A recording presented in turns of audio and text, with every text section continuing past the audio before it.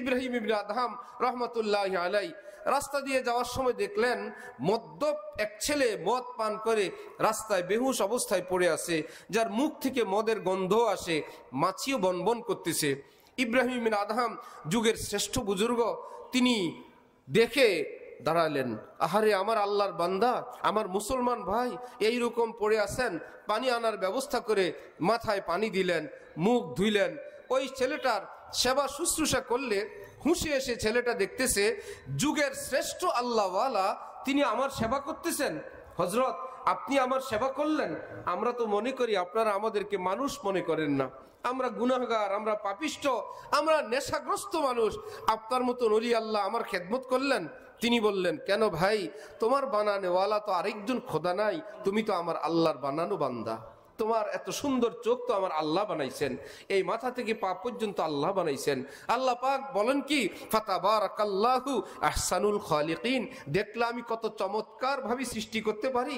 সেই বানানেওয়ালা আল্লাহ তো তোমারও, এই দেহে রক্ত তো আল্লাহই দিয়ে রাখছেন, তোমার কালো চোখের আলো তো আমার আল্লাহর, নিঃশ্বাসের বাতাসও তো আমার আল্লাহর, এই আসমান জমিন তো আল্লাহর, তোমার উপর তো আল্লাহর অসংখ্য রহমত অব্যাহত আছে, তুমি তো আমার আল্লাহর বান্দা ভাই, এই জন্য তোমার একটু খেদমত করলাম। সেই ছেলেটা হঠাৎ বলতেছে, আপনার মতন ব্যক্তি আপনি আমার খেদমত করলেন, এই মুখ আপনি আপনার হাত দিয়ে ধুয়ে দিলেন, তাহলে আপনি আমাকে তওবা করান, ওয়াদা করলাম এই জীবনে আর এই মদ পান করব না, এই গুনাহের পথে আর যাব না, হযরত আমাকে তওবা করান। তিনি ছেলেটাকে তওবা করাইলেন। হযরতের হাতে ইব্রাহিম ইবনে আদহাম, ওনার হাতে তওবা করা মানুষ, তিনি তার পথে। ইব্রাহিম ইবনে আদহাম রাতের বেলা স্বপ্নে দেখেন আল্লাহর প্রিয় বান্দাদের একটা লিস্ট, ওলি আউলিয়াদের, সবার উপরে ইব্রাহিম ইবনে আদহাম ওই ব্যক্তির নাম, দ্বিতীয় নামটা আজকে মাত্র তওবা করা ওই যুবকের নাম। তিনি স্বপ্ন যুগে বললেন, আল্লাহ এটা কিভাবে সম্ভব, এই ছেলেটা তো ঊর্ধ্বে গেল কিভাবে?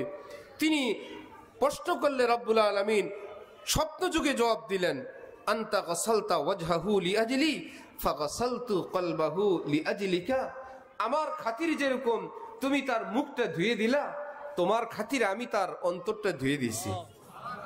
তুমি তো বলছিলে আমার আল্লাহর বান্দা, আমার কারণে তুমি তাকে একটু খাতির করলা। হে ইব্রাহিম ইবনে আদহাম, আমি তো তোমাকে ভীষণ মহব্বত করি। আমি যখন দেখলাম ইব্রাহিম তার মুখ ধুয়ে দিছে, আমি ওই লোকটার অন্তর ধুয়ে দিলাম। ইব্রাহিম, আমি যার অন্তর আত্মা ধুয়ে দেই, তার জীবনে কি আর কোনো গুনাহ থাকে? সে কি আর নিচে থাকে? সে তো এত ঊর্ধ্বেই উঠে যায়। এই জন্য আমার ভাইয়েরা, মায়ুস না হো আহলে জমি, আপনি খতা সে তকদীর বদল জাতি হে মুজতার কি দোয়া সে। হাজার পাপ থাকুক কারো জীবনে, আল্লাহ পাক চাইলে এক মুহূর্তে তার জীবনটাকে পাক সাফ বানায় দিতে পারেন। হাজার গুনাহগারকে নিকৃষ্ট দৃষ্টিতে দেখা গুনাহে কবিরা, মাথা থেকে পা পর্যন্ত যদি একদম পেশাব পায়খানায় ভরেও যায়, কোনো মানুষ ড্রেনে পড়ে গেছে, সুইপার নিজের কাজের জন্য ড্রেনে নামলো, এই বলে কি সেটা তার গায়ে লেগে থাকে? একটা গোসল দিলেই ফ্রেশ হয়ে যায়, ভালো জামা পরলেই ফ্রেশ হয়ে যায়। আর যদি রাজার ছেলে ড্রেনে পড়ে, আহা, তারপরেও সেই ছেলে তো চতুর্দিকে ময়লা, কিন্তু যারা চিনেন জানেন তারা বলবেন হোক ময়লা আবর্জনা, রাজপ্রাসাদে যাবে, একটা গোসল করবে, দামি দামি পারফিউম আছে, খুশবু আছে, সাবান শ্যাম্পু আছে, নতুন নতুন জামা পরবে, কোনো চিহ্নই দেখবে না বিকাল বেলায় এই ছেলের গায়ে। রাজপুত্রের যেরকম ড্রেনে পড়ে গেলে সবাই মনে করে ড্রেনে পড়া লোকটাও আমার চেয়ে দাম বেশি, কারণ সে রাজার ছেলে, গোসল করলেই ফ্রেশ। আমি যত ভালো জামাই পরি না কেন, এক একজন মুমিনের দাম এই পৃথিবীর সমস্ত রাজপুত্রের চেয়ে আল্লাহর কাছে অনেক বেশি। আসসালামু আলাইকুম ওয়া রাহমাতুল্লাহি ওয়া বারাকাতুহু।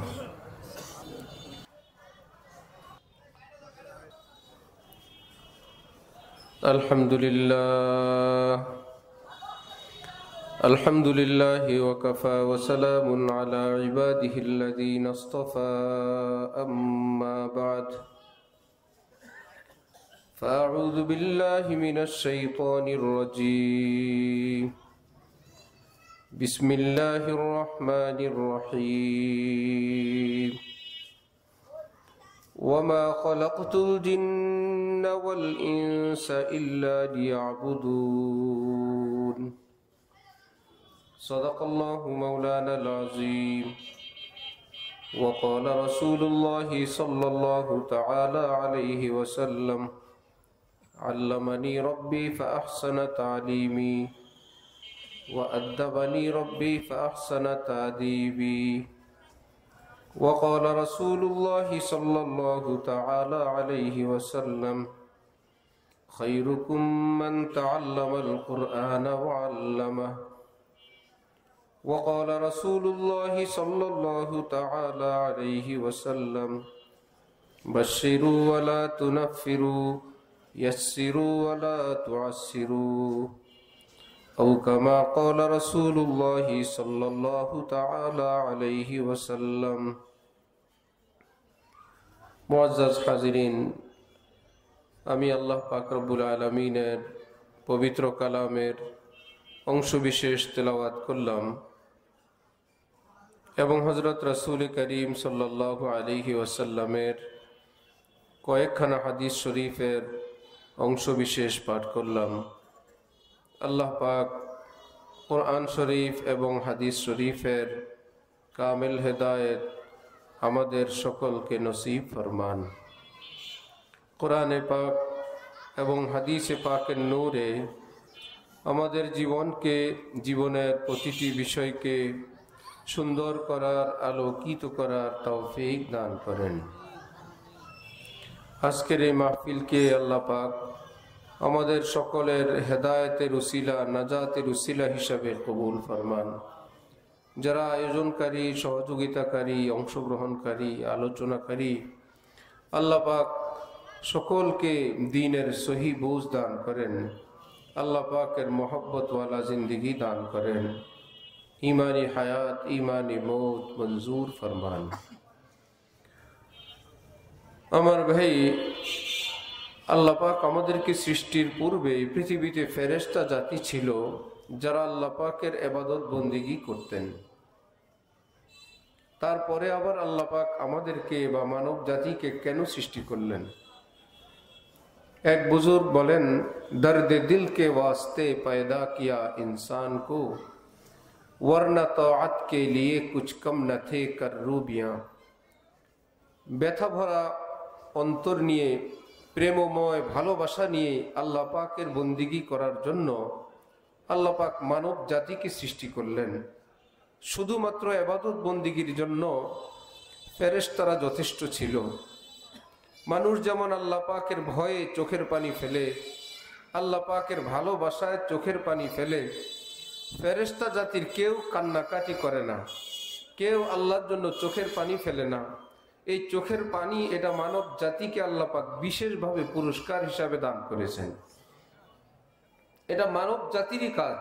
কারণ একদিকে নফসের আকর্ষণ, একদিকে দুনিয়ার মোহ, আরেকদিকে নিজের মনের কাম রিপুর প্রচন্ড তাড়না, সবটার বিরোধিতা করে বান্দা আল্লাহ পাকের হুকুমের উপর চলে, অনেক কষ্ট করে দ্বীনের উপর থাকে।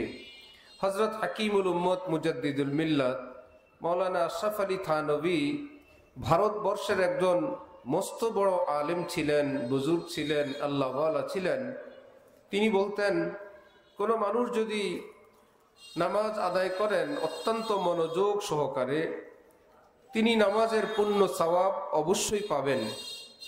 অপর ব্যক্তি যদি নামাজ আদায় করতে গিয়ে নফসের সঙ্গে, শয়তানের সঙ্গে প্রচন্ড যুদ্ধ করতে হয়, মনের হারাম খেয়াল আসে, মনের মধ্যে কুচিন্তা আসে, ওয়াসওয়াসা আসে, দুনিয়ার কথাবার্তা আসে, নামাজের মধ্যে বারবার অনিচ্ছাকৃত সেটা আসে, আর তিনি সেটার মোকাবেলা করে নামাজটাকে তিনি শেষ করলেন। ইচ্ছাকৃতভাবে তিনি খেয়াল আনলেন না, যখনই আসে তিনি সেটাকে দূর করে দেন। আমরা তো মনে করি ওই নামাজটা মনে হয় নাই, কারণ ওই নামাজের মধ্যে অনেক ধরনের দুনিয়াবি কথা আমার মনে আসলো। হাকিমুল উম্মত মুজাদ্দিদুল মিল্লাত হযরত থানভীর মতন এত বড় আলেম, এই ছোট বাচ্চারা কথা বলবে না, আপনাদের পাশে কথা বলে আপনারাও দেখেন না। হাকিমুল উম্মত মুজাদ্দিদুল মিল্লাত হযরত থানভীর মতন এত বড় পৃথিবী বিখ্যাত আলেম, বুজুর্গ, আল্লাহওয়ালা, তিনি বলেন যে এই মানুষগুলো এই নফসের সঙ্গে, শয়তানের সঙ্গে মোকাবেলা করে নামাজ আদায় করেন, ইচ্ছাকৃতভাবে সেই হারাম চিন্তা দুনিয়ার চিন্তায় মশগুল হন না, ইচ্ছাকৃত কেবল মনকে নামাজের দিকে আনেন, অনিচ্ছাকৃত মন সেদিক চলে যায়, এই ব্যক্তিকে আল্লাহ পাক নামাজের পূর্ণ সওয়াব দান করার পাশাপাশি অতিরিক্ত সওয়াবও দান করবেন। কেন? হযরত থানবী বলেন, আপনার দাওয়াতে যদি আপনার বাড়িতে কোনো বন্ধু আসেন যিনি অত্যন্ত পরিপাটি কাপড় চোপড় পরে আসলেন, সেই দাওয়াতের মেহমানদারিতে তিনি নিশ্চয়ই পাবেন। কিন্তু আরেকজন বন্ধু তিনি আসলেন রক্তাক্ত জামা কাপড় নিয়ে, কি ব্যাপার, আমি আপনার বাড়িতে আসবো শুনে আমার উপরে শত্রুর আক্রমণ করলো, যেন আমি আপনার বাড়িতে আসতে না পারি। অনেক কষ্টে শত্রুর মোকাবেলা করে আমি আঘাত খেয়ে আপনার বাসায় পৌঁছলাম। প্রথম বন্ধুকে তো বসার জন্য বলা হলো, দ্বিতীয় বন্ধুকে কি শুধু এইটুকুনি করা হবে? ঠিক আছে, কষ্ট করে আসছেন, বসেন, যখন খাবারের সময় হবে উভয়জন একত্রে খাবেন। আরে খাবার উভয়জন পাবে ঠিক, যিনি কষ্ট করে আসলেন তার জন্য আন্তরিকতা, হৃদ্যতা, ভালোবাসা, দৌড়ঝাঁপ, চিকিৎসার অতিরিক্ত ব্যবস্থা বাড়িওয়ালা করবেন। ঠিক বান্দা আল্লাহ পর্যন্ত পৌঁছবে। আসসালাতু মিরাজুল মুমিনিন। এই জন্যই তো বান্দা আমরা যখন নামাজ শেষ করি এক জায়গায় যখন কেউ বসে থাকি, যখন যেমন এখন আমরা বসে আছি, একে অপরকে সালাম দেওয়া সুন্নত না। বসে বসে সালাম দিবেন, ডান পাশে সালাম, বাম পাশে সালাম, বসে বসে কোনো সালাম নেই। সালাম হলো সাক্ষাতের সুন্নত, সালাম হলো বিদায়ের সুন্নত। কেউ যদি কোথাও থেকে আসেন তিনি সালাম দিবেন, কেউ যদি কোথাও থেকে বিদায় গ্রহণ করেন তখন তিনি সালাম দিবেন। তো নামাজের পর আমরা যে সালাম পেশ করি, হাদিসে পাকে আছে, সুন্নত হলো যে সকল মুসল্লি নারী পুরুষ তিনি নিয়ত করবেন ডান পাশে যে ফেরেশতা আছেন, জিন আছেন, কিংবা পুরুষরা আমার ডানে যে মুসল্লিয়ানে কেরাম আছেন, ইমাম যদি ডানে থাকেন তিনি আছেন, আবার বাম পাশে মুসল্লি, জিন, ফেরেশতা, ইমাম যদি বায়ে থাকেন তাকে সালাম, আসসালামু আলাইকুম ওয়া রাহমাতুল্লাহ। ভাই একত্রেই তো আমরা বসা ছিলাম, কিসের সালাম? অর্থাৎ সালাম হলো, এর এক অর্থ হলো আমি এতক্ষণ এখানে ছিলাম না, আমি তো মেরাজে গেছিলাম, এইমাত্র আসলাম। আমি তো নামাজের মাধ্যমে আল্লাহ পাকের মেরাজে গিয়েছিলাম, এই মাত্র এখানে আসলাম। যেন আল্লাহ পাক আমাকে মেরাজ থেকে বিদায় দেওয়ার সময় আমাকে জিজ্ঞাসা করলেন, এত ঘনিষ্ঠ হলে, এত কাছে আসলে, আমার এতটা নৈকট্য প্রাপ্ত হলে, এখন বলো তোমার চরিত্র কেমন হবে নামাজের পর?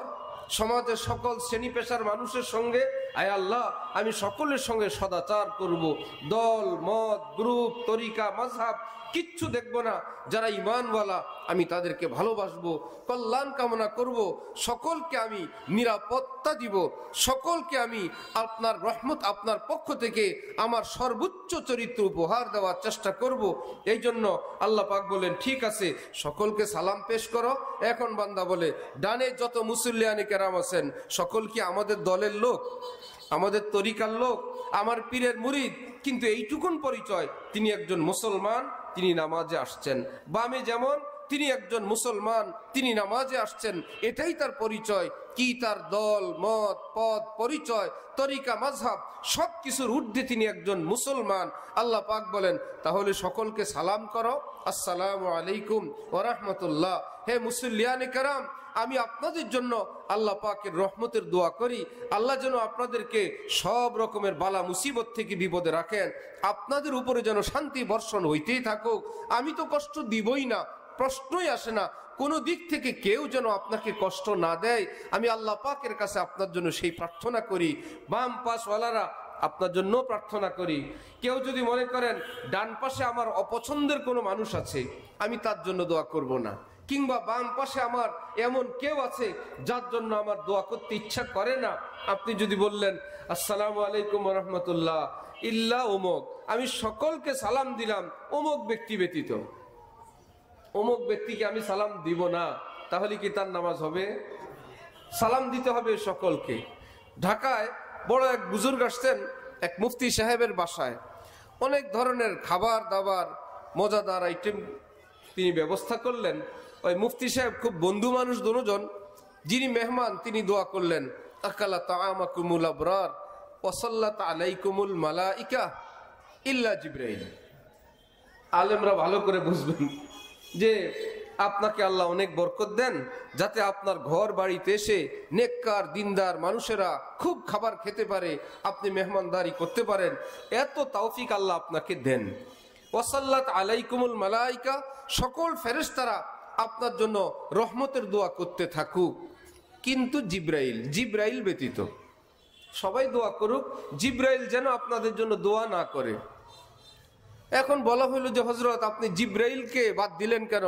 সকল ফেরেশতা দোয়া করবে, কিন্তু কেউ তো জিবরাইলকে বাদ দেয় না, আপনি জিবরাইল ব্যতীত বললেন।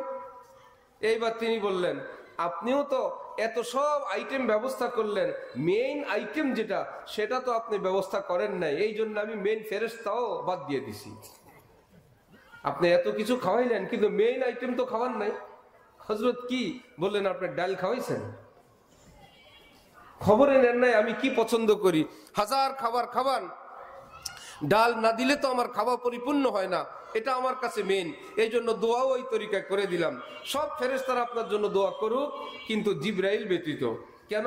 যে আপনি যেরকম মেইন আমার জন্য মেইন আইটেম ডাল বাদ দিছেন, আমিও মেইন ফেরেশতা জিবরাইল বাদ দিয়ে দিছি। এত মজা এবং মেজাজ করে বললেন। আমি আপনি যদি ডান পাশে সবাইকে সালাম দিলাম, ইল্লাউমক, যে যেই ব্যক্তিকে আমি দুই চোখে দেখতে পারি না, যার সঙ্গে আমার রাজনৈতিক দ্বন্দ্ব, তরিকার দ্বন্দ্ব, ফেরকার দ্বন্দ্ব, যে কোনো কিছু নিয়ে আসছে সে নামাজে, আমি তার জন্য রহমতের দোয়া করব না।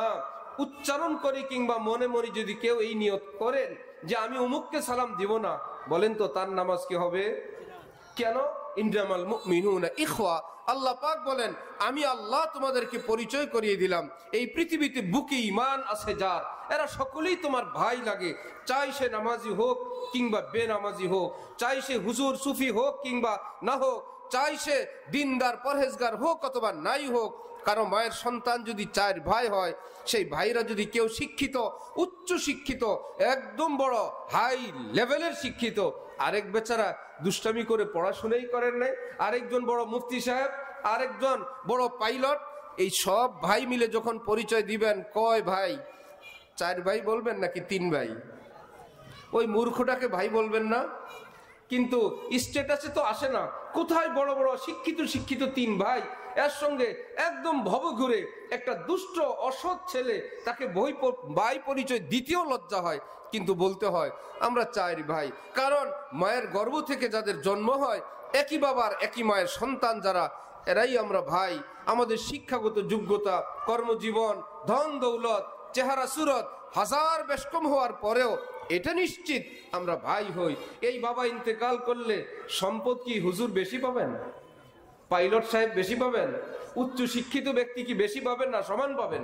সমানই পাবেন, যেহেতু তিনি আপন ভাই। ঠিক এমনি ভাবে যে ন্যূনতম একটা পরিচয় দিয়ে আল্লাহ পাক আমাদেরকে বললেন ইন্নামাল মুমিনুনা ইখওয়া, আমি আল্লাহ তোমাদের পরিচয় করিয়ে দেই। শুনো, এই পৃথিবী যার বুকে ঈমান আছে, এইটুকুন পুঁজি যার আছে, আর যে বড় সুফি, ওলি, আব্দাল, গাউস, আলেম, তাহাজ্জুদ গুজার আল্লাহ ওয়ালা, তুমি আর ওই ছোট্ট ঈমানওয়ালা, তোমরা দুইজন কিন্তু একে অপরের ভাই লাগো। কারণ ঈমানের সূত্রে উভয়জন একজন মুসলমান। আমি আল্লাহর দরবারে তোমরা আমার ঈমানের সূত্রে গাথা আপন দুই বান্দা। এই পরিচয় করান আমার হযরত ঢালকানগরের শেখ আল্লামা শাহ আব্দুল মতিন বিন হুসাইন সাহেব বলেন, আহা, পৃথিবীর আত্মীয়তার পরিচয় এটা ছিন্ন হইতে পারে যে কোনো কারণে, কিন্তু ঈমানের পরিচয় যে ভ্রাতৃত্ব বন্ধন, যেই পরিচয় আল্লাহ পাক নিজে করায় দিলেন, এই পরিচয় তো অত্যন্ত মজবুত, অনেক অটুট। এই পরিচয়ের প্রতি মুসলমানরা যদি অত্যন্ত সদয় হতেন, অনেক খেয়াল রাখতেন, তাহলে এইটুকুনের কারণে এবং নামাজের শিক্ষা, আসসালামু আলাইকুম ওয়া রাহমাতুল্লাহ। জানাজার নামাজে আমরা কি দোয়া পড়ি? আল্লাহুম্মা গফিরলি হাইয়িনা ওয়া মাইয়িতিনা ওয়া শাহিদিনা ওয়া গায়িবিনা ওয়া সাগীরিনা ওয়া কাবীরিনা ওয়া যাকারিনা ওয়া উনসানা। আল্লাহ আমাদেরকে মাফ করে দেন। কাদেরকে? এখন সেই বেচারা জানাজায় উপস্থিত হয়ে বলে আল্লাহুম্মা গফিরলি হাইয়িনা, আল্লাহ আমাদের জীবিতদেরকে মাফ করে দেন। আমাদের কাদের? অর্থাৎ আমরা যারা ঈমানদার পুরো পৃথিবীতে আছি, আল্লাহ আমাদেরকে মাফ করে দেন। ওয়া মাইয়িতিনা, আমাদের যারা মৃত্যু, আমাদের কাদের ঈমান নিয়ে যারা কবরে গেছেন, আল্লাহ আমাদের সকল মুমিনকে মাফ করে দেন। ওয়া শাহিদিনা, আজকে যারা আমরা এখানে উপস্থিত আমাদের সকলকে মাফ করে দেন। ওয়া গাইবিনা, আমাদের যারা আজকে অনুপস্থিত পৃথিবীর যেখানেই আছে আল্লাহ সেই ভাই বোনদেরকেও মাফ করে দেন। আবার ব্যাখ্যা করে নবী বলেন, আরো বলো, ওয়া যাকারিনা, আল্লাহ যারা আমরা পুরুষেরা আছি আমাদেরকে মাফ করেন। ওয়া উনসানা, আল্লাহ আমাদের যারা নারীরা আছেন তাদেরকেও মাফ করে দেন। আল্লাহ এবার আল্লাহুম্মা কি মান আহইয়াইতাহু মিন্না ফাআহইহি আলাল ইসলাম, আল্লাহ আমাদের মধ্যে একজন তো আজকে দুনিয়া থেকে চলে গেলেন, আপনি যাকে জীবিত রাখবেন তাকে ইসলামের উপর থাকার তৌফিক দান করেন। ওমান তাওয়াফাইতাহু মিন্না ফাতাওয়াফাহু আলাল ঈমান, আয় আল্লাহ যাকে আপনি পৃথিবীর থেকে উঠায় নিয়ে যাবেন তখন তো আর নামাজের টাইম নাই, বন্দেগীর টাইম নাই, আল্লাহ আমরা যেন ঈমান নিয়ে যেতে পারি। এই দোয়াগুলো কি নির্দিষ্ট কোনো সম্প্রদায়ের, দলের, তরিকার, মাযহাবের না সকল মুসলমানের? আমরা যে দোয়া করি কোনো নির্দিষ্ট কাউকে না, সকলের জন্য। আমার ভাইয়েরা, সেই উদারতা যেন বাংলায়ও মনে থাকে, আরবিতে তো উদারতার সঙ্গে দোয়া করি, বাংলায় যেন মনে থাকে যে আল্লাহ আমাদেরকে ভাই ভাই বলছেন, একে অপরের জন্য দোয়া করার জন্য বলছেন। পৃথিবীর কোনো হসপিটালে রুগী যাওয়ার পর জানতে পারে আমার ঠান্ডা, ওনার কাশি, আরেকজনের ক্যান্সার, অমুক জনে পঙ্গু, কেউ ছোট রুগী বড় রুগী, কেউ কারোর সঙ্গে পাল্লা দিয়া তুচ্ছ তাচ্ছিল্যের দৃষ্টি দেখে না। এইটুকুন মনে করে রুগী হওয়ার কারণেই তো আসছি সবাই, আমরা সবাই রুগী পার্টি। ছোট বড় রুগী চুপচাপ বসে থাকে, যদি কঠিন জটিল কোনো রুগী দেখে তার জন্য আন্তরিকতা, হৃদ্যতা দেখায়, দোয়া করে আল্লাহ আপনি তাকে সুস্থ করেন, আল্লাহ এইরকম বিপদ আপদ থেকে আমাদেরকে রক্ষা করেন। কেউ তো বলে না খবিস নালায়েক কোথাকার, এসা তেসা, আমি ছোট রুগী তুমি বড় রুগী। হাকিমুল উম্মত মাওলানা আশরাফ আলী থানভী বলেন, এই পৃথিবীতে আমরা গুনাহগার মুসলমান, কেউ ছোট গুনাহগার কেউ বড় গুনাহগার। আমি যদি ছোট গুনাহগার মনে করে থাকি, আরেকজন বড় গুনাহগার, সে তো অসুস্থ মানুষ, তাকে ধিক্কার দেওয়ার না, তার জন্য দোয়া করা চাই। আল্লাহ আমার এই ভাইকে আপনি নামাজে তৌফিক দান করেন, আল্লাহ ওই ভাইকে দ্বীনের উপর চলা তৌফিক দান করেন। আর কারো যদি মধ্যে ধিক্কার আসে, তিরস্কার আসে, এটা আলামত ওই রোগী যাকে সে ধিক্কার দিচ্ছে তার চেয়েও ধিক্কার দেনেওয়ালা আল্লাহর কাছে আরো বেশি ধিক্কৃত, আরো নিকৃষ্ট, কারণ নিজেকে সে আমলওয়ালা মনে করে।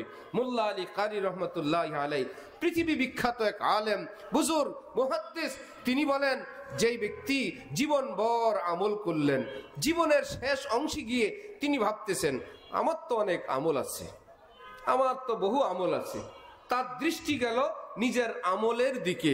আরেক ব্যক্তি জীবনভর ভুল বিচ্যুতি গুনাহের মধ্যে ছিলেন, এখন সেই বেচারা বলতেছে আহারে আমার তো আল্লাহ ছাড়া কোনো উপায় নেই, আল্লাহর রহমত ছাড়া আমার কোনো উপায় নাই, है इबादत का सहारा आबिदू के वास्ते और तकिया जुहुद का है जाहिदू के वास्ते आय आसाए आ मुझबे दस्तो पाके वास्ते। আয় আল্লাহ ইবাদত ওয়ালাদের ইবাদত আছে, দুনিয়া বিসর্জনকারীদের সেই দুনিয়া বিসর্জন দেওয়া আছে। আয় আল্লাহ আমার হাতও নাই, পাও নাই, ইবাদতও নাই, দান সদকাও নাই, আমার এই ব্যতীত অন্তর নিয়ে আপনার কাছে কতগুলো আহ আহ আছে, হা হুতাশ আছে, এই ব্যতীত আমার কিচ্ছু নাই। মোল্লা আলী কারির মতন মানুষ, তিনি বললেন ওই ব্যক্তির দৃষ্টি গেল নিজের ইবাদতের উপরে, এই ব্যক্তির নজর গেল আল্লাহর রহমতের উপরে। আল্লাহ পাকের দৃষ্টিতেও ওই ইবাদত ওয়ালার চেয়ে ওই গুনাহগারের দাম আল্লাহর কাছে অনেক বেশি, কারণ সে বলে আমার আল্লাহ ছাড়া উপায় নাই, এর ভরসা আল্লাহর উপরে, ওই ব্যক্তির ভরসা নিজের আমলের উপরে। আমার আপনার কোনো আমল এমন নাই যেটা আল্লাহ পাকের সামনে পেশ করা যায়, যেটা দিয়ে বলা যায় আয় আল্লাহ আপনি আমার এই আমলটা কবুল করেন। ভারতবর্ষের সব আউলিয়া কেরামের ওস্তাদ হাজী আমদাদুল্লাহ মুহাজিরি মক্কি রহমতুল্লাহ আলাই, হাকিমুল উম্মত থানভী বলেন এশার নামাজের পর কাবা শরীফের সামনে কান্নাকাটি শুরু করছেন, ফজর পর্যন্ত শুধু কান্নাকাটি করলেন। আহা সুননে ওয়ালু কে কলিজে ফাটে যা রহে থে, যারা হজরতের কান্নার আওয়াজ শুনতেছিলেন শ্রবণকারীদের কলিজা ফেটে যাওয়ার উপক্রম। মানুষ নিজের জন্য এরকম কাঁদতে পারে, দাড়ি ভিজে বুক ভিজে যাচ্ছিল। আর কেবল হাজী আমদাদুল্লাহ মুহাজির মক্কি, যিনি হজরত থানভীর পীর, হজরত কি শেখুল ইসলাম মাদানী রহমতুল্লাহ আলাইহির পীরের পীর, ইমামে রব্বানির পীর, কাসেম নানুতুবির পীর, এত বড় বুজুর্গ কি বলেন আয় খোদা ই বান্দারা রুসওয়া মাকুন, আল্লাহ এই এমদাদুল্লাহকে আপনি বেইজ্জত করেন না। গারবা দাম্মান সিররে মান পায়দা মাকুন, আয় আল্লাহ আমার গোপন কথাগুলো আপনি পৃথিবীর কাউকে জানতে দিয়েন না। গারমারা ইবার সত্তারি কুনি, আল্লাহ এইবারও যদি এমদাদুল্লাহকে আপনি মাফ করে দেন, তওবা করদাম মনজে হারনা করদানি, আয় আল্লাহ ওয়াদা করলাম জীবনে আর পাপের কাজ করব না। আয় আজিম আজমা গুনাহা নে আজিম, আয় আল্লাহ আমার গুনাহ তো অনেক বড় বড় গুনাহ, কিন্তু আপনার রহমত তো আরো বড়। আপনার রহমতের সামনে আমার গুনাহ খুবই তুচ্ছ, যদিও আমার জন্য গুনাহটা বড়। একজন গরিব মানুষের কাছে 1 লক্ষ টাকা বিশাল, কোটিপতির কাছে সেটা খুবই তুচ্ছ। ঠিক ওই যার কাছে বিশাল, সে তো দেখতেছে আমি 1 লক্ষ টাকা ঋণ, আমি পৃথিবী অন্ধকার দেখতেছি, আমার কোনো উপায় নাই। এমন মানুষও আছে যার কাছে 1 লক্ষ টাকা কিছুই না। আমার আপনার জন্য গুনাহ তো বিপদ, একটা গুনাহই জাহান্নামে নেওয়ার জন্য যথেষ্ট। এইরকম হাজার হাজার গুনাহ আমল নামায়, এটা তো আমাদের জন্য বিপদ। কিন্তু হে আল্লাহ, আপনার রহমতের সামনে তো এগুলো তো কিছুই না। আয় আজিম আজ মা গুনাহা নে আজিম তু তুয়ানি আফু করদান দর হারিম, আয় আল্লাহ আমার গুনাহ তো অনেক বড়, কিন্তু আপনার রহমতের সামনে সেটা খুবই তুচ্ছ। গারমারা ইবার সত্তারি কুনি তওবা করদাম মনজে হারনা করদানি, আয় আল্লাহ আপনার সেই গোপন কামরায় এই অধমের গুনাহগুলো আপনি মাফ করে দেন।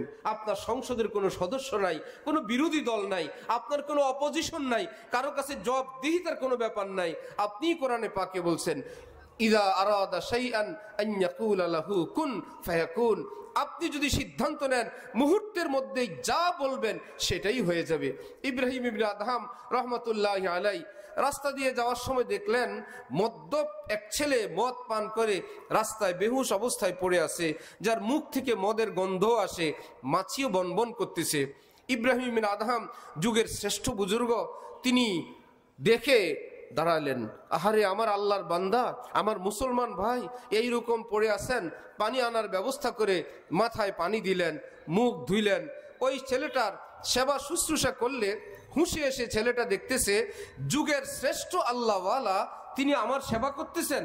হযরত আপনি আমার সেবা করলেন, আমরা তো মনে করি আপনারা আমাদেরকে মানুষ মনে করেন না, আমরা গুনাহগার, আমরা পাপিষ্ট, আমরা নেশাগ্রস্ত মানুষ। আপনার মতন ওলি আল্লাহ আমার খেদমত করলেন। তিনি বললেন, কেন ভাই, তোমার বানানেওয়ালা তো আরেকজন খোদা নাই, তুমি তো আমার আল্লাহর বানানো বান্দা। তোমার এত সুন্দর চোখ তো আমার আল্লাহ বানাইছেন, এই মাথা থেকে পা পর্যন্ত আল্লাহ বানাইছেন। আল্লাহ পাক বলেন কি, ফাতাবারাকাল্লাহু আহসানুল খালিকিন, দেখলে আমি কত চমৎকার ভাবে সৃষ্টি করতে পারি।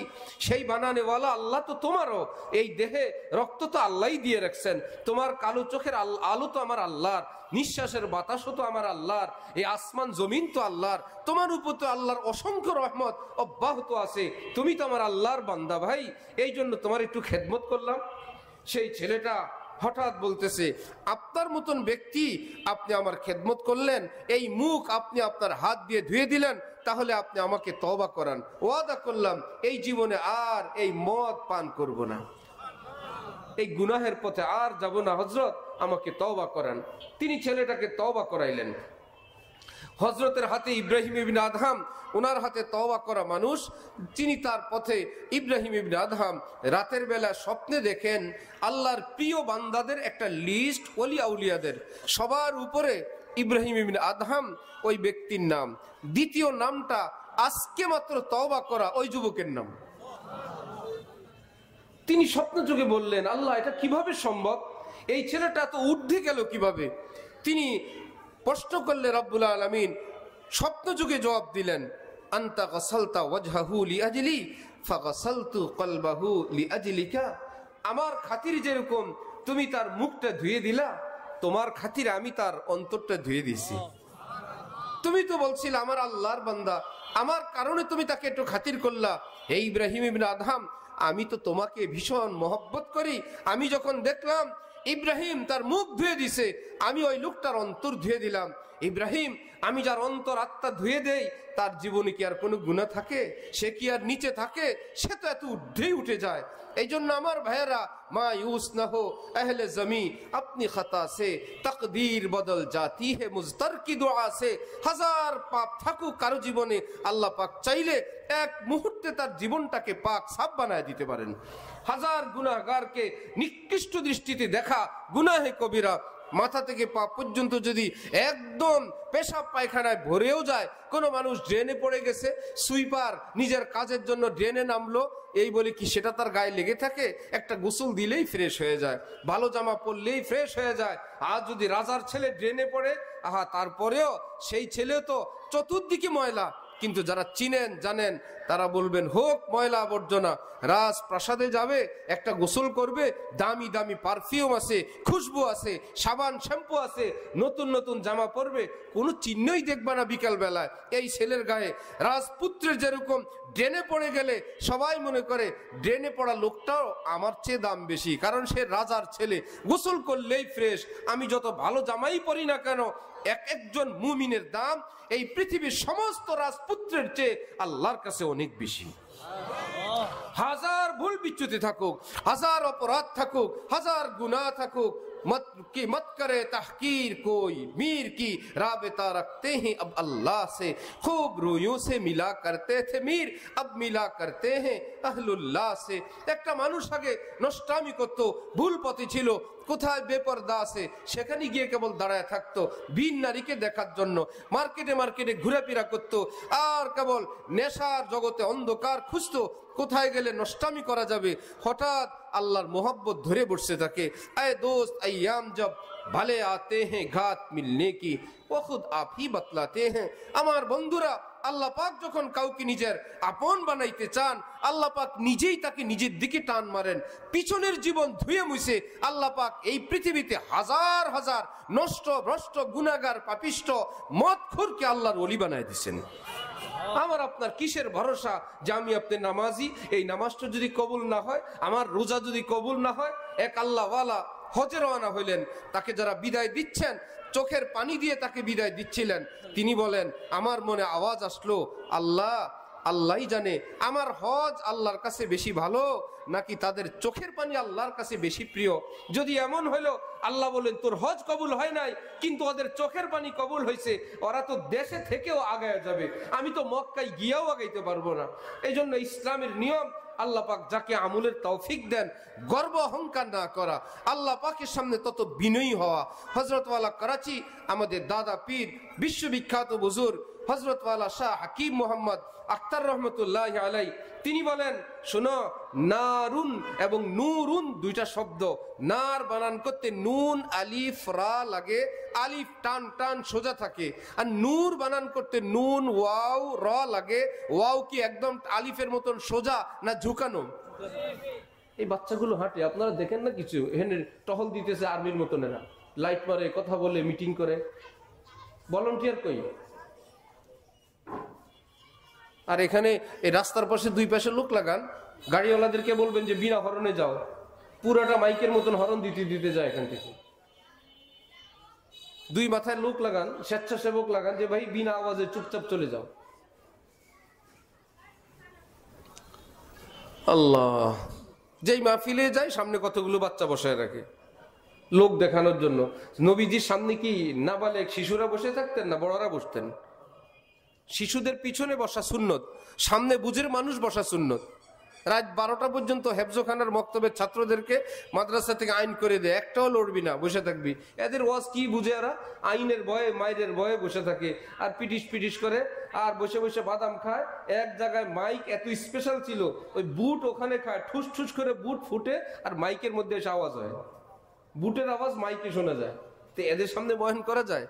ভাই, দিনী মাহফিল, দিনী মজমা এর মেজাজ আলাদা, বাজারের মেজাজ আলাদা, দিনী কথা পরিবেশ এর ভিন্ন মেজাজ চাই। তো নারুন বানান করতে আলিফ লাগে, আলিফ কি ওয়াওয়ের মতন ঝুকানো না সোজা? ওয়াও কি আলিফের মতন সোজা না ঝুকানো? নার অর্থ জাহান্নাম, নার অর্থ আগুন, নূর অর্থ জ্যোতি, নূর মানে আল্লাহর রহমত। হযরত ওয়ালা করাচি মজা করে বলতেন, যেই মানুষের ভিতরে নার অর্থাৎ জাহান্নামী চরিত্র, জাহান্নাম মার্কা স্বভাব, এই লোকটার স্বভাবও ওই নার বানান করতে যে আলিফ, আলিফের মতন এরকম টেরা টেরা থাকে, কারো সামনে নম্রতা নাই, ভদ্রতা নাই, ভুল হয়ে গেলে সরি নাই, বাবা মায়ের সামনে ঝুঁকতে জানে না, শ্রদ্ধা করতে জানে না। নবীজি বলেন, মাল্লাম ইয়ারহাম সাগীরানা ওয়ালাম ইউক্কির কাবীরানা ওয়ালাম ইউবাজ্জির আলিমিনা ফালাইসা মিন্না। আমার উম্মতের যে বড়দেরকে শ্রদ্ধা করে না, ছোটদেরকে স্নেহ করে না, আলেমদেরকে যথাযথ মর্যাদা দেয় না, এ যেই যাই কিছু হোক না কেন, যত দিনদার পরহেজগার দাওয়াতওয়ালা যাই ইচ্ছা তাই হোক না কেন, যে ছোটদেরকে স্নেহ নাই, বড়দের প্রতি শ্রদ্ধা নাই, আলেমদের প্রতি শ্রদ্ধা ভক্তি ইজ্জত করে না, নবীজি বলেন সে আমার কেউ না। আমার উম্মতের চরিত্রে এমনটা হইতে পারে না। হযরত ওয়ালা করাচি বলেন, যেই ব্যক্তির মধ্যে ওই জাহান্নামী স্বভাব থাকে, তার চাল চলন চরিত্র ওই নারুন, ওই নার জাহান্নামী ভাব টেরা টেরা থাকে, শুধু কেমন কেমন।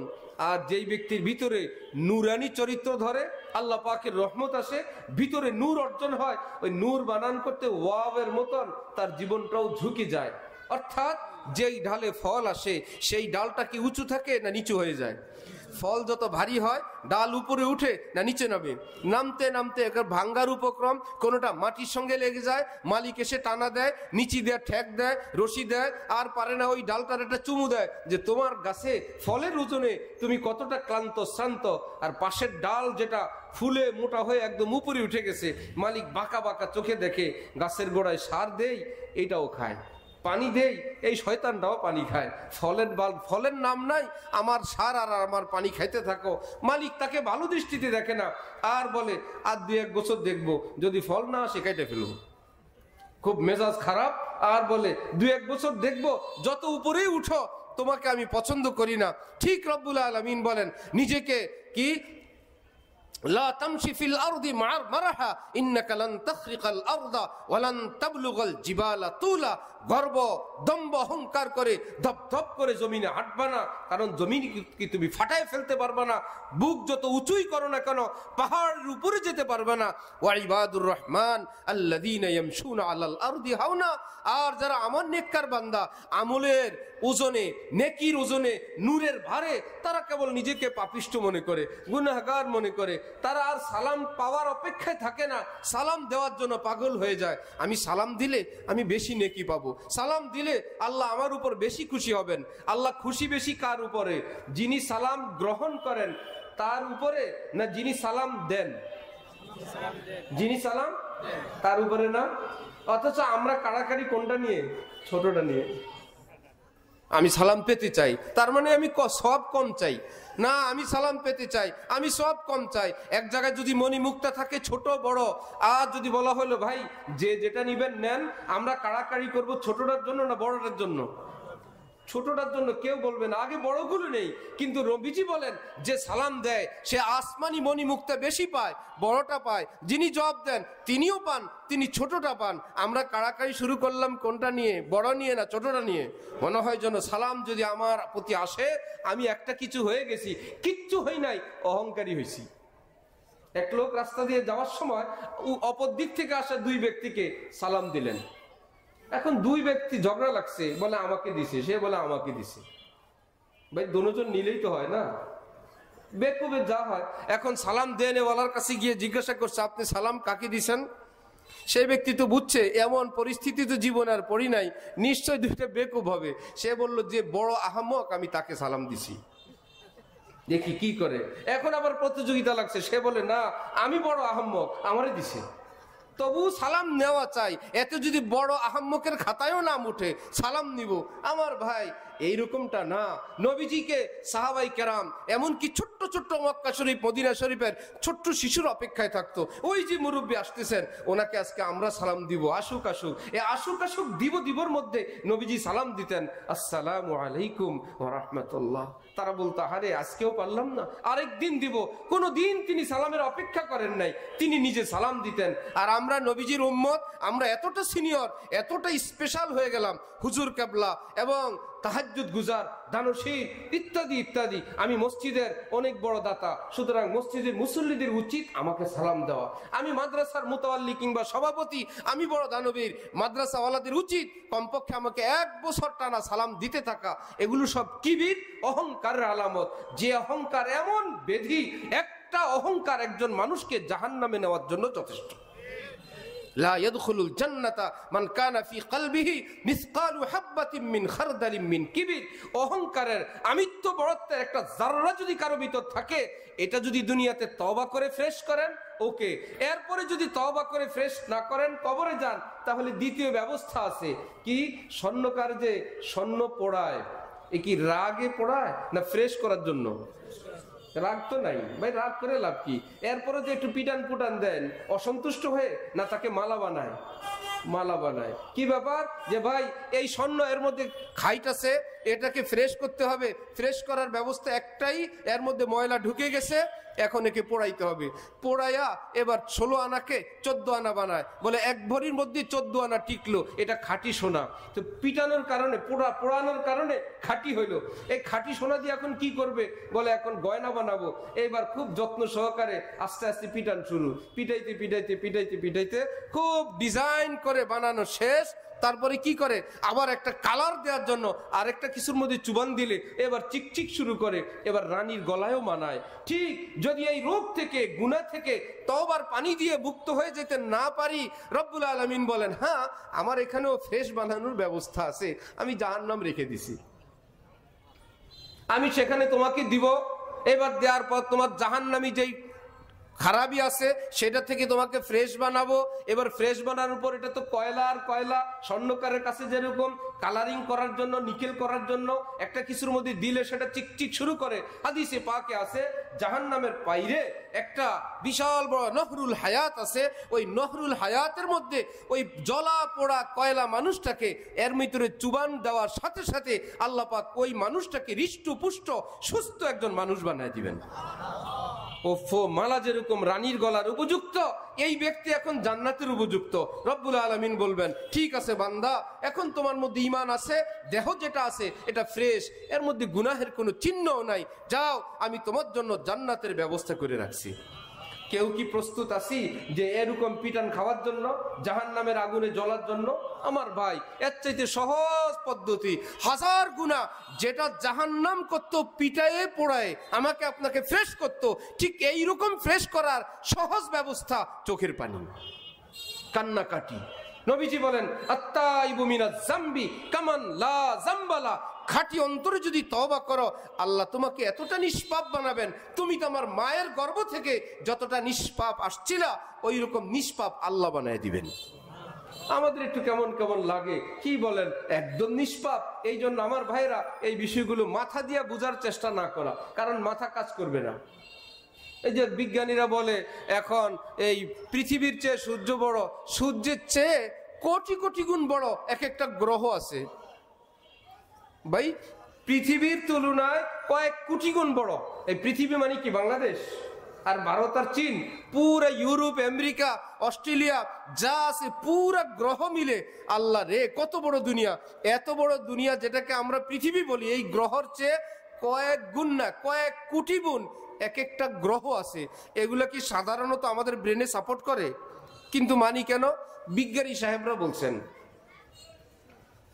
খুব ঠিক আছে, বিজ্ঞানীরা বললে আর কোনো কথা নাই।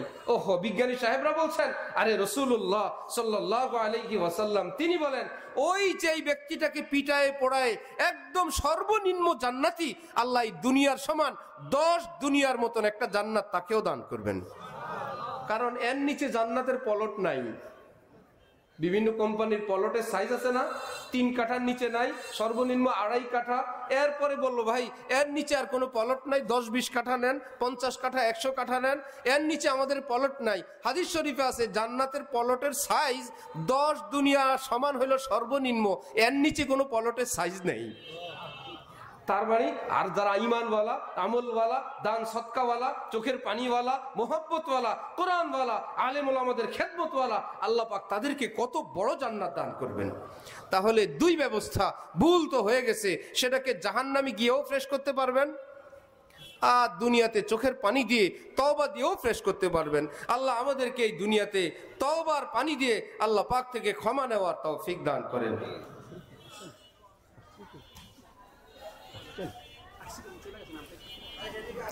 তওবা করার জন্য 3টি আমল। 1 নম্বরে যে গুনাহটা আমাদের জীবনে হয়ে গেল, সেই গুনার নাম নিয়ে নিয়ে বারবার তওবা করা নিষেধ। আল্লাহ 1912 সালের এটা, আল্লাহ কি বলে 2023 সালের ওটা, আল্লাহ অমুক দিনে জানুয়ারি 10 তারিখের এটা, এরকম তারিখ নিয়ে নিয়ে গুনাহ স্মরণ করানো নিষেধ। কি তাহলে যেই গুনার জন্য তওবা করব, নতুন নগদ গুনাহ হয়ে গেলে এই গুনার জন্য একবার তওবা, আল্লাহ আমার গুনাহ হয়ে গেছে, আল্লাহ এই গুনাহ থেকে আমি মাপ চাই, তারপরের থেকে এটাকে পুরাণের পাল্লায় ফেলায় দেওয়া। কি আল্লাহ আমার অতীতের সব গুনাহ মাফ করেন, আল্লাহ জানা অজানা ছোট বড় সব গুনাহ থেকে আমাকে মুক্তি দান করেন। গুনাহকে যতবার বলবেন ততবার গুনার স্মৃতি মনে আরো তাজা হবে। ইসলাম এটা পছন্দ করে না যে গুনাহ করে কিছুদিন গেল বাকি দিন গুনার স্মরণে স্মরণে গেল। আল্লাহ পাক তো আমাদেরকে গুনাহ করা আর গুনাহ স্মরণের জন্য বানান নাই, আল্লাহ পাককে স্মরণের জন্য বানাইছেন। আর আল্লাহকে মনে করানোর জন্য গুনার তারিখ এবং ডিটেলস বলার দরকার নাই। রব্বুল আলামিন বলেন, তুমি আমার কাছে বললে আমি বুঝবো যে তুমি কি বলতে চাও। আমাদের দাদা হযরতওয়ালা করাচি ঢালকানগরে আসতেন, হযরত বয়ান করতেন, এক মেম্বার সাহেব এসেই বলতো বয়ানের সময়, আসসালামু আলাইকুম রাহমাতুল্লাহ। বয়ানের সময় কি সালাম দেওয়া সুন্নত না দেওয়া সুন্নত? না দেওয়া সুন্নত। মনে মনে ভাববেন না যে একটা সুন্নত থেকে ঠকে গেলাম, না, চুপচাপ বসে গেলে সালাম না দেওয়া যে সুন্নত, ওই সওয়াব আল্লাহ আপনাকে দান করে দিবেন। আচ্ছা, যে ওয়াশরুমে আছে পেশাব পায়খানার মধ্যে সালাম দেওয়া সুন্নত না দেওয়া সুন্নত? ওই সময় না দেওয়ার আমল করবেন। যেমন ঈদের দিনে রোজা রাখা আমল না রাখা আমল? রোজারে রাখতে পারলাম না ঈদের দিন, এতে কি গুনাহ হবে না সওয়াব হবে? আমল কিছু আছে ইসলামের সওয়াব করলে হয়, কিছু আছে সে আমলটা না করলে সওয়াব হয়। তো ওই ব্যক্তি তো মেম্বার সাহেব মানুষ, বুড়া মানুষ, আইসেই বয়ান চলাকালীন অবস্থায় আসসালামু আলাইকুম রহমতুল্লাহ। হযরত আসতেন পাকিস্তান থেকে, বিদেশি মেহমান, ভাই কি বলা এই লোককে? হযরত বল, আচ্ছা ওয়ালাইকুম আসসালাম রহমতুল্লাহ, बैठो भाई। ওই লোক বসে না, কি ব্যাপার?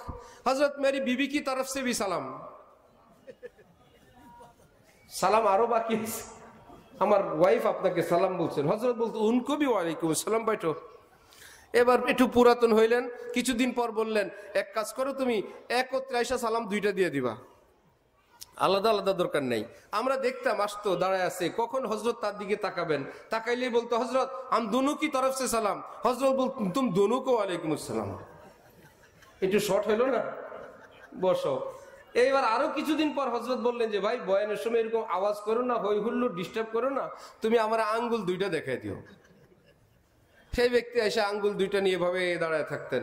হযরত দেখতেন যখন, আচ্ছা হযরত আবার এদিক থেকে আঙ্গুল দুইটা দেখা বলতেন, দুই না, মানে দুইজনের পক্ষ থেকে সালাম, ঠিক হ্যাঁ बैठो, ইশারা দিতেন আর আওয়াজও করতেন না। তাহলে কত বড় একটা জিনিসকে দুই আঙ্গুলে নিয়ে আসলেন, সুবহানাল্লাহ।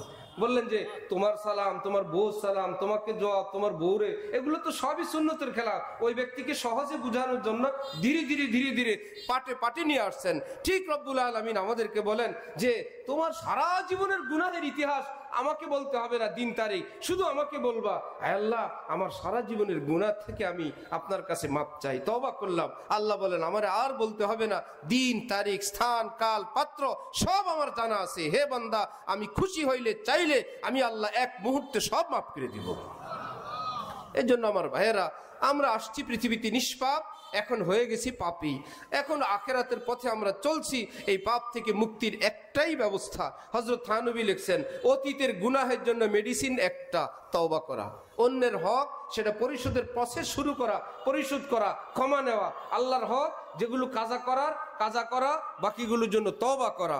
আর আগামীর জন্য গুনাহ হয় নাই, হওয়ার আশঙ্কা, তার জন্য ঔষধ পৃথিবীতে একটা, সেটা হলো মনে প্রাণী হিম্মত করা, আল্লাহ আমি গুনার পথে যাব না, আপনি আমাকে তৌফিক দেন, জীবন গেলেও যাব না।